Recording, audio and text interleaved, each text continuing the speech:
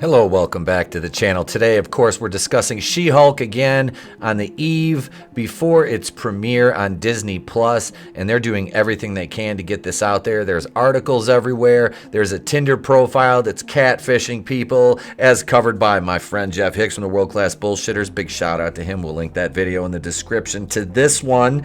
But today we're talking about Tatiana Maslany kind of rejecting the trope of strong female characters, and then the head writer, Jessica Gao, saying that we wanted to make it a rousing courtroom drama, but we realized that none of us could write a rousing courtroom drama. No, I'm serious. Oh, wait, you serious? Let me laugh even harder. Let's roll the credits and we'll get into the video.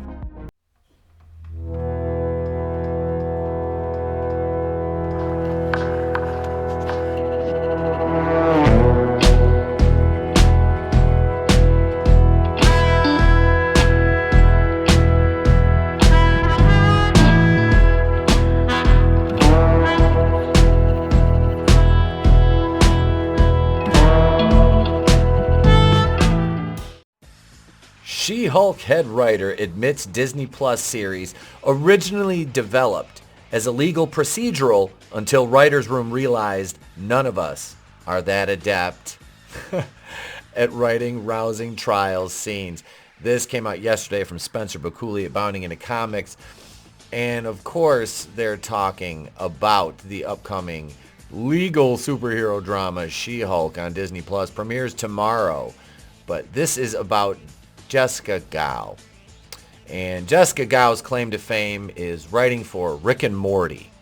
Okay, now I know there's probably some Rick and Morty fans here. Hell, I was a Rick and Morty fan at one point until I realized that the fan base was, and I don't mean to say this, the loud, there's a very, and this is going to sound very cliche, but there is a very toxic part of that fan base. It's kind of like Steven Universe. If you've done any research into like fan bases or anything, you know. But no, Rick and Morty is a meh show anymore. You know, after, in my opinion anyway, after season 2, it was over with. You know, the very first episode, the Szechuan sauce was funny, especially the way they debuted it was clever marketing. But I digress. Jessica Gao said her pitch for the show is pretty close to what you're watching.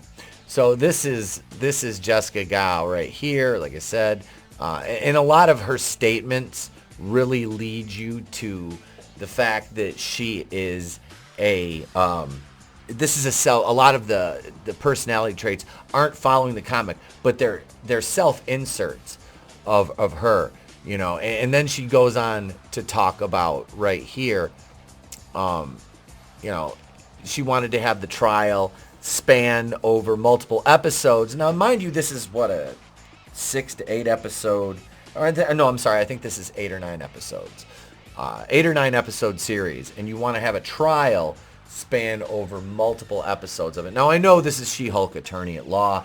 There's not going to be a lot of superheroing in this show, as it were, and I had no anticipation for that, given what Marvel has done in the last couple years. The movies have been relatively boring. Shang-Chi was, like, I fell asleep in the theater watching Shang-Chi. Like, and that's not a joke. That's not an exaggeration. I literally fell asleep in the theater watching Shang-Chi. Come on. The Eternals, my wife, who's a Marvel normie, even was like, this is bad, you know. We said the same thing about Black Widow. You know, we laughed at the end when she jumped, you know, fell off the Bespin, you know, the MCU Bespin Cloud City that was hovering in the air that nobody knew was there, not the FAA or anybody, you know. Nobody noticed this huge floating, you know, assassin training facility. But hey, who the fuck am I, right? So She-Hulk's Jessica Gao. Here we go right here. This is great. When we got into the writer's room, inevitably things change as you're developing the show and as you start writing, explained the writer. And one thing we all realized was very slowly, none of us are that adept at writing, you know, rousing trial scenes. I'll take care of this. Calm down. Calm down. Get a hold of yourself. Doctor, you're wanted on the phone. Like this is the person who's in charge of a fairly beloved, albeit derivative character in Marvel Comics. I'll say this, John Byrne's sensational She-Hulk run was probably the most popular in her lineage. Gow would also provide some insight to say how she handled Shulkies. Wow, I didn't even notice that the first time I went through this article. Signature fourth wall breaking gimmick, noting to Variety her initial pitch heavily referenced the drama series Better Call Saul and Fleabag, the latter in particular to its fourth wall breaking protagonist. And she said, I love fourth wall breaking, and if I had my druthers, it would be nonstop. And it really was kind of nonstop in the early phases, she exclaimed. It was so much so Marvel's like, okay, calm down. This is too much. She can't be talking to the audience the entire time. Shut up, bitch! There's obviously you're going to have a meta nature to this because that's how She-Hulk is. It's a very meta fourth wall breaking character, you know.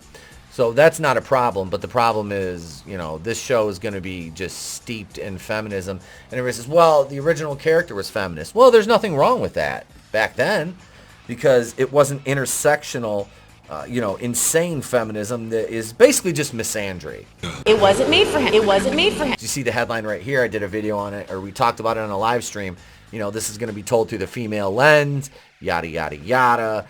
And it'll just be, it's going to be bad. There's no ifs, ands, or buts about it. Like, they're going to, certain aspects of the show are going to be absolutely cringeworthy, as we could tell from the marketing leading up to it. I don't want to be a Hulk.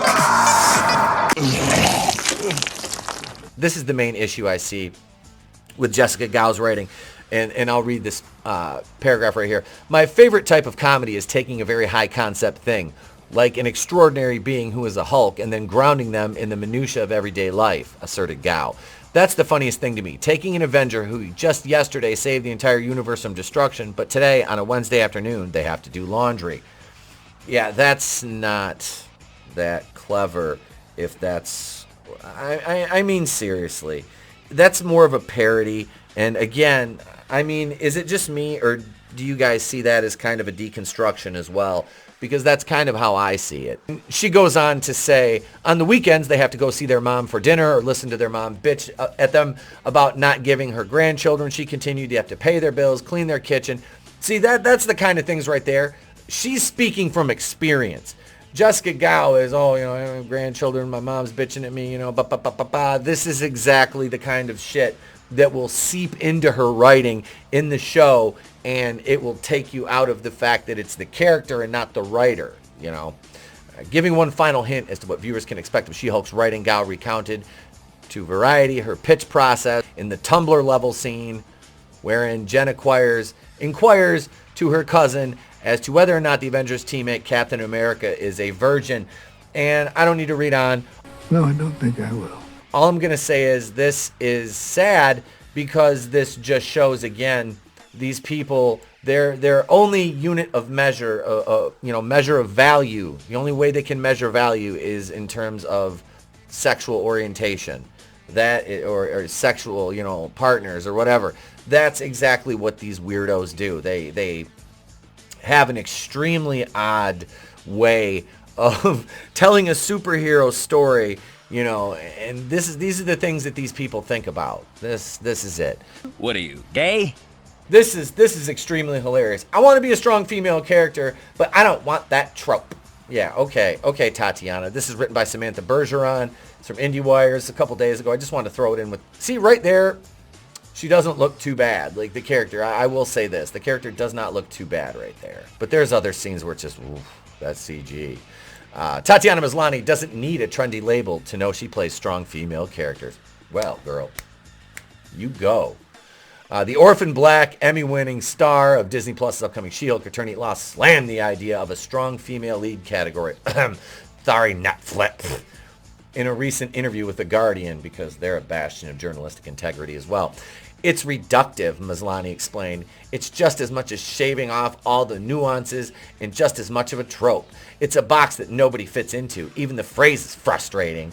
It's as if we're supposed to be grateful that we got to be that. Shouldn't you be grateful that you got a paying job that pays more than most people will make in a year for doing playing pretend. Shouldn't you be grateful for that?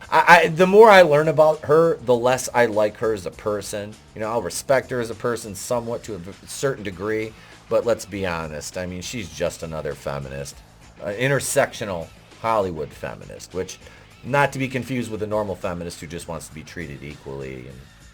Yes, every single thing I say offends them. Who are you calling them? Maslany stars as the titular She-Hulk in the Marvel series, co-starring Mark Ruffalo, who's a cuck, reprising his Avengers role of Bruce Banner, She-Hulk's cousin. And they retroactively changed her origin, so she can't get her powers. I don't think she got them the same way from the blood transfusion from Bruce, or in the way that it happened in the comics. I'm pretty sure they're going to change that so she doesn't have to, a man to thank for anything. And part of why Maslany signed on to join the MCU was in part because of how not strong She-Hulk is at times. Because, well, she's human, or at least half the time. What a stupid son of a bitch. What drew me to the role is how human and unheroic she is and how little interest she has in pursuing all that, Maslany shared. Rick and Morty scribe Jessica Gao penned the script for Disney Plus show premiering August 18th. We spoke about Jessica Gao and her writing background on Rick and Morty in the last part of the video. She suddenly has this value in terms of optics. She becomes tokenized for her superhero-ness. But I do think there's been this paradigm shift. It takes time, and it's about finding new ways to tell stories. Maslany continued, "What made me go, oh, okay, this feels fresh and surprising, is that it feels deeply, if I can use a binary term, feminine." What? So she even has a problem with saying that playing a female character, who in all accounts in the comic is a bombshell. She's flirty, she's funny, she sleeps around, she's empowered. And that was the thing about her in the comic, not now, the comic, which is basically Hulk with a ponytail and a crop top, looking like a tranny. No, this, She-Hulk was hot. She was still muscular, she was still beautiful, and, it just wasn't as cringe as what they're going to make her to be in this show, I fear. She says there's a girliness to it. That word is often used as a derisive term, but to me there's a celebration of female friendship in She-Hulk that's really fun. I don't understand why, and I have no problem with her saying, oh, it's girly or, it's feminine. Why would that be a problem? To her, she's having issues saying that, if I can use the binary term, like as if she's asking for permission from, I would think Twitter to use a binary. There's non-binary people like this, you bigot, and they'll cancel her. No, I don't know. It just depends on their political leanings and how they virtue signal. It depends how the Twitter mob, feeds off of them and their energy. She-Hulk Attorney at Law marks the 4th Disney Plus Marvel series with female characters as leads. Yes, because that is exactly what makes a good show, is having a male or female lead, defined. You have to have a female lead now. No. The shows have been garbage. I mean, let's be honest. Hawkeye was the least offensive. Miss Marvel, it wasn't made for me. Didn't watch a second of it. As for Marvel standalone fronted female films, Brie Larson made history as the first MCU. Brie Larson didn't make history, okay? She didn't make history. Let's stop with that. Cat Pan mediocre. Yes, the film made so much history, and they had to protect it so much and insulate it from criticism, change an entire rating system on Rotten Tomatoes, and cry the entire fan base was toxic, man baby, incel, neckbeard, Trump supporting, what else? Misogynist. They're afraid of strong women. And just before any of you in the comments, if you get riled up because I mentioned Brie Larson, say I'm a neckbeard. No, it's very, very much so, very well groomed and trimmed, and it smells like sandalwood right now. Is that like a personal attack or something? Avengers Black Widow film. Scarlett Johansson landed her own eponymous prequel prior to her Endgame death, released in 2021. But for Maslany, it's all about what's next. Badasses! Black Widow could have been such a good film. See, that's the thing. She should have been the first female hero. She earned it. She paid her dues. But they're like, no, let's give it to this cow, Brie Larson, with her snaggle frickin' foot fungus and, pancake ass, so much she had to have a ass double, 2 stunt doubles, then claim she did her own stunts. Tom Cruise, thank you very much. And attack white men, and I don't care what you say. Those comments weren't misconstrued. she's self-loathing, and she's a Hollywood born, bred, and raised. She was, preened for this her entire life. So nothing about her is genuine at all. Down to her fake. I feel so bad sitting here thinking about Stan posts that she deleted off Instagram. Well, I'm really interested in when these marginalized voices get to speak out without being like, oh my God, it's all women, or oh my God, this is a story about a queer couple, Maslany summed up. And these stories become innately expected as they are now special. Again, putting value on, like she mentioned with queerness, putting value in who you sleep with. That's your only measure of value. This is so insane. Let's take this thing home. I mean, can we just be honest? What are we doing here? What are we doing? I mean, they're marketing She-Hulk with a fake Tinder profile when they say the show's basically for women, but they know in reality who the audience was of the original comic, who the readers were, who the main readers of comics are. I'm not saying there's women that don't read comics, but I'm saying predominantly it's a male. Males are your target audience.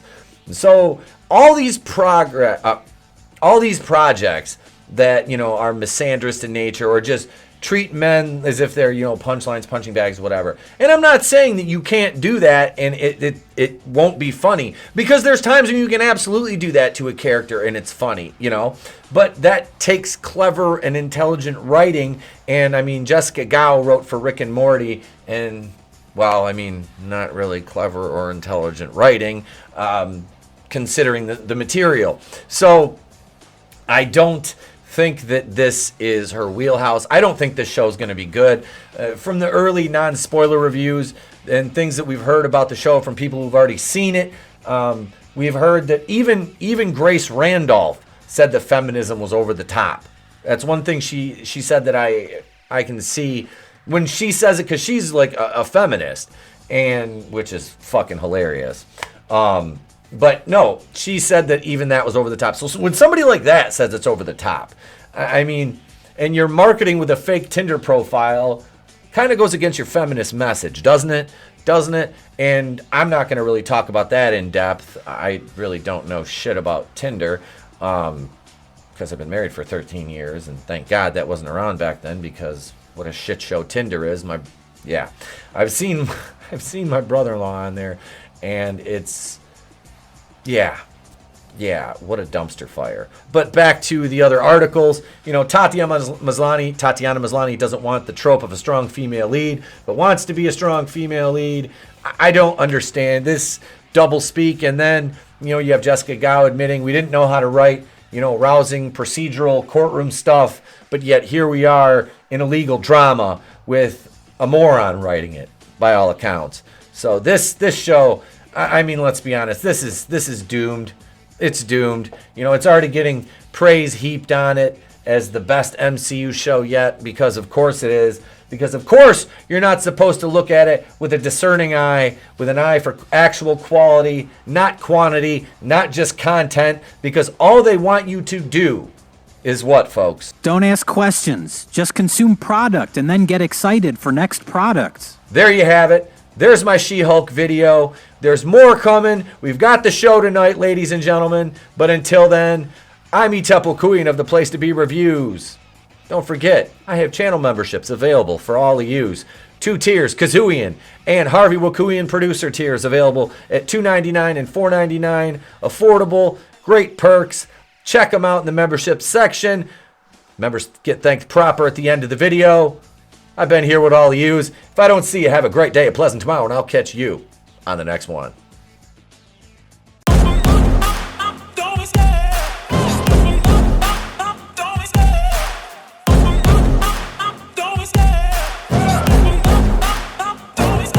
I love the chase and the hunt, and I set the pace when I'm running. I always take what I want and I always give it 100. Don't need a bank, no, I'm funded. Play the game like it's nothing. I'm always thankful for something. Don't take for granted, stay humble. Now wake up! It's time to look at the enemy. Look in the mirror if he is no friend to me. It's not working out, maybe it's the chemistry. It's time to break up so I can make a better me. Better believe in your mind, cause it's everything. You can mold, shape, find thing. All it takes is some time and some clarity to find your identity. It's mind over